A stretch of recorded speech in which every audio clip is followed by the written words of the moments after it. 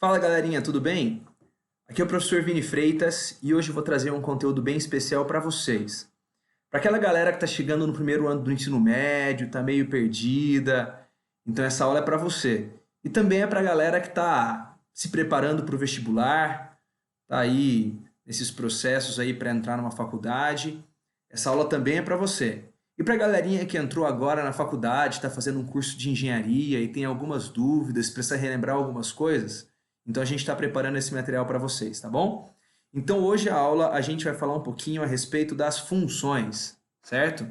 O que é uma função, como funciona uma função, para que serve, eu consigo usar em alguma coisa na minha vida, é sempre a pergunta que a gente tem bastante, né? E hoje eu quero tirar alguns preconceitos que você pode ter sobre função, que é uma coisa muito fácil, uma coisa muito especial. Bom, então para a gente começar, eu consigo falar para vocês que uma função é sempre uma associação de perguntas com respostas. Tá? Então, toda vez que eu tiver perguntas e respostas, eu consigo talvez criar uma função. Mas como é que funciona isso? Funciona da seguinte maneira. Se toda pergunta que eu fizer obtiver exatamente uma resposta, então isso vai virar uma função. Então, para ser função, basta que eu tenha perguntas e toda pergunta tem resposta e tem que ter exatamente uma resposta. Mas como assim? Eu nunca ouvi falar sobre isso, então a gente pode dar um exemplo para vocês. Por exemplo, você está na sala de aula. Nessa sala de aula, o professor vira e pergunta para o Joãozinho, que é o nosso primeiro carinha aqui, o Joãozinho, e faz a seguinte pergunta para ele. João, você está bem? Aí o João vai e responde, eu estou bem, professor. Tá, eu não vou fazer isso. Aí o João responde, sim, professor, eu estou bem. Então o João foi lá e respondeu, sim. Aí o professor vira lá e pergunta para a Gabriela, Gabriela, você está bem? Aí a Gabriela responde assim, eu estou ótima. Ela deu uma resposta para a gente aqui. Daí ela pergunta lá para o Marcos, o professor pergunta para o Marcos, Marcos, você está bem? E o Marcos responde, sim, eu estou bem, professor. E depois o professor pergunta para a Ana, Ana, você está bem? E a Ana responde, mais ou menos. Então a gente teve aqui um professor que fez 4 perguntas, né? A pergunta para o João, para a Gabriela, para o Marcos e para a Ana. E daí com essas perguntas, perceba, eu tive 4 perguntas e cada pergunta teve exatamente uma resposta. Ó, o João respondeu sim, a Gabriela respondeu ótima, o Marcos respondeu sim e a Ana respondeu mais ou menos. Então veja que cada pergunta teve exatamente uma resposta. Então a gente acabou de formar uma função, exatamente. Sem usar matemática nem nada, mas a gente acaba de formar uma função. Com essas perguntas, onde cada pergunta tem uma resposta. Então veja que interessante, para ser função, eu preciso que todas as perguntas tenham resposta e apenas uma. E veja como isso de fato é uma função. Veja, o João, ele poderia ter respondido sim, não, ótimo, mais ou menos, tudo isso ao mesmo tempo? Não, ele só pôde ter uma resposta, isso é que é importante. E se o João chegasse e não respondesse para o professor? O professor perguntasse, João, você está bem? E o João não tivesse nenhuma resposta. Então, se o João não respondeu, isso deixa de ser uma função. Então, isso não vai ser uma função mais. Bom, vou dar outro exemplo para vocês. Vamos supor que a gente vai avaliar o crescimento de uma árvore. Então, a gente vai lá, todos os dias, e vai verificar qual é o tamanho que a nossa árvore, quanto a nossa árvore está crescendo. Eu fui e plantei uma árvore, e aí eu vou no primeiro mês, tá? Eu vou no primeiro mês, e eu vou verificar o tamanho dessa árvore. Então, fui lá no mês 1 e pude perceber que a minha árvore, ela teve um crescimento aqui, ó, de, sei lá, 5 centímetros, vamos supor. Então, no mês 1, a minha árvore, ela cresceu 5 centímetros. Aí, no mês 2, eu vou lá e verifico essa mesma árvore e percebo que essa árvore agora, ela está com 12 centímetros, ou seja, ela cresceu, né? Ela cresceu 7 centímetros. Então, agora, ela tem 12 centímetros, então ela cresceu 7. Eu vou lá no terceiro dia, faço a medição, vejo que agora essa árvore ela passou a ter 20 centímetros. Está começando a crescer. Então, no terceiro mês, a gente teve um crescimento aí de 8 centímetros. Veja que eu tenho aqui, ó, exatamente acontecendo algumas perguntas. E aqui eu tenho acontecendo algumas respostas. Ou seja, toda pergunta tem exatamente uma resposta e toda pergunta tem resposta. Então veja só, a gente acabou de criar uma função avaliando uma árvore crescendo, que é uma coisa muito interessante. Então perceba, a gente consegue aplicar funções em várias situações do nosso cotidiano. Se você está, por exemplo, você quer medir quanto que você consegue correr em determinado espaço, então a cada 1 metro eu faço em, sei lá, 30 segundos, a cada 1 quilômetro eu faço em 6 minutos, então a gente consegue fazer essas medições de perguntas e respostas. Só que tem um detalhe importante. Eu não posso sair falando só perguntas e respostas, a gente precisa dar um nome matemático para isso, uma coisa mais interessante. Então veja só, toda vez que a gente está falando de perguntas, toda pergunta, a gente fala que as perguntas são elementos do domínio da minha função. Tá? Então, por exemplo, quem era o domínio dessa minha função? O domínio era o mês 1, mês 2 e mês 3. Lá no exercício anterior que eu citei para vocês, quem era o domínio? O domínio era o João, o domínio era a pergunta que eu fiz ali para a Gabriela, para o Marcos, para a Ana, certo?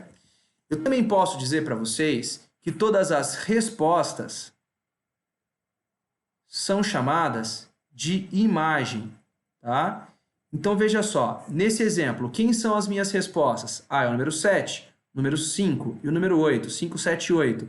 Então o número 5, 7 e 8 são os elementos da imagem dessa minha função. E por fim, a gente também pode estar pensando nas possibilidades de resposta. Então, se eu imagino as possibilidades de resposta, tá? Então, possibilidades de respostas, eu estou falando agora do meu contradomínio.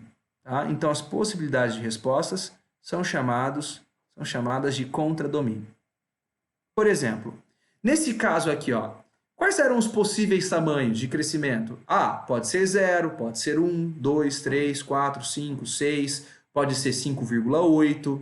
Então, nesse caso aqui que a gente está trabalhando, o nosso contradomínio poderia ser qualquer número real positivo, certo? Ou digo, não negativo. Qualquer número real que seja 0, 0,5, 3 e assim por diante. Agora, se eu estou no exemplo lá que eu falei das perguntas do professor, se você está bem, quais seriam as possibilidades de resposta? A pessoa poderia me dizer sim, não, talvez, com certeza, mais ou menos. Então, esses seriam os elementos do meu contradomínio. Então, vamos lá, só relembrando. Domínio são todas as perguntas, imagem são todas as respostas e contradomínio são todas as possibilidades de respostas, certo? E perceba uma coisa também, eu consigo escrever funções de algumas maneiras. Por exemplo, eu posso escrever funções através de tabelas, que a gente montou aqui agora. Eu posso escrever funções também através de diagramas, posso escrever funções através de gráficos, ou posso escrever funções através de formas algébricas. Como é que eu posso enxergar essas funções através dos diagramas? Você lembra lá do diagrama de Venn, que você viu lá em Teoria dos Conjuntos? É exatamente esse diagrama. Por exemplo, eu vou chamar esse meu primeiro conjunto de conjunto A e esse meu conjunto de conjunto B, certo? E eu tenho uma associação acontecendo de A para B que eu vou chamar de uma função f. Tá? Então, por exemplo, eu tenho elementos do meu conjunto A, por exemplo, o elemento 1, o elemento 2, sei lá, o elemento 5 e o elemento 7. E eu também tenho elementos aqui no meu conjunto B, o elemento 8, o elemento 9, o elemento 3 e o elemento 1, por exemplo. Aí eu faço a seguinte associação, Quando eu pergunto 1, a minha resposta vai ser 9. Tá? Quando eu pergunto 2, a minha resposta vai ser 8. Quando eu pergunto 5, a minha resposta vai ser 3. E quando eu pergunto 7, a minha resposta vai ser 1. Note que isso gerou para a gente uma função. Isso é uma função porque todos os elementos de pergunta que estão aqui no meu conjunto A, o 1, o 2, o 5 e o 7, eles são de fato têm apenas uma resposta, né?